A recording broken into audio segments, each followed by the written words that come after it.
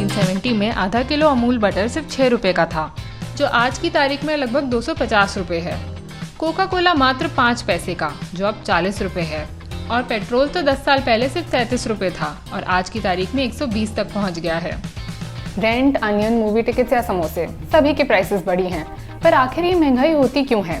इसके पीछे की इकोनॉमिक्स क्या है और आपके और हमारे जैसे आम लोग इससे कैसे लड़ सकते हैं? चलिए इस 4 पार्ट की इन्फ्लेशन सीरीज में हम आपके जवाब देते हैं।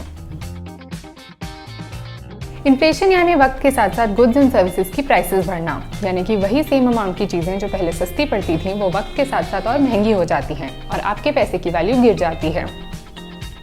जैसे एक समय ऐसा था जब 1 रुपये में आप एक बस टिकट खरीद सकते थे या एक प्लेट पानी पूरी खा सकते थे या एक मैगजीन भी ले सकते थे, पर आज की तारीख में 1 रुपये से ऐसी वैल्यू निकालना इम्पॉसिबल है।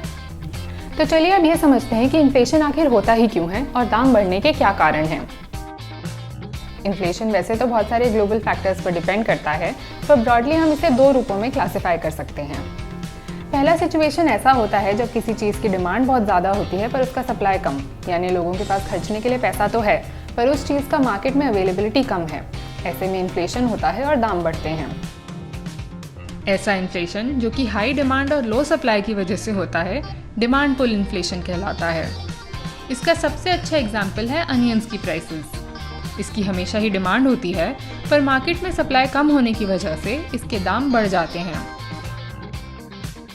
दाम बढ़ने का दूसरा सिचुएशन होता है जब कॉस्ट ऑफ प्रोडक्शन बढ़ जाता है। जैसे कि किसी सर्विस में अगर पेट्रोल लगता है और पेट्रोल महंगा हो जाता है तो उस सर्विस में भी महंगाई आ जाती है और इन्फ्लेशन होता है।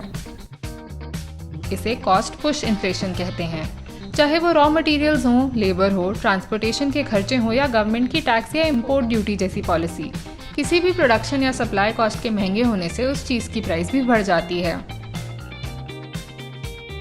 तो आसान शब्दों में कहें तो इन्फ्लेशन की 2 वजह होती हैं, डिमांड पुल या कॉस्ट पुश। चलिए अब ये देखते हैं कि इन्फ्लेशन मेजर कैसे किया जा सकता है। हमारे देश में ये ईयरली बेसिस पे ट्रैक होता है CPI या कंज्यूमर प्राइस इंडेक्स के थ्रू। सरकार ने एक बास्केट ऑफ गुड्स की लिस्ट बनाई है जिसमें फूड, हाउसिंग, ट्रांसपोर्टेशन, कपड़े, मेडिकल केयर इत्यादि होते हैं जो कि आमतौर पर हर नागरिक यूज़ करता है। इन चीज़ों की प्राइसेस का एवरेज किसी 1 साल का CPI यानी कि प्राइस इंडेक्स बताता है। जब आप 1 साल का CPI दूसरे साल से कंपेयर करते हैं तो आपको इन्फ्लेशन रेट पता चल जाता है, यानी कि कितने परसेंटेज से इन्फ्लेशन बढ़ा है। अब आपके मन में ये सवाल आता होगा कि आखिर हम इन्फ्लेशन से बचे कैसे? इसका जवाब जानिए हमारे अगले वीडियो में। और अगर आपको ये वीडियो पसंद आया तो नीरा फाइनेंस को लाइक, शेयर और सब्सक्राइब ज़रूर कीजिए। धन्यवाद।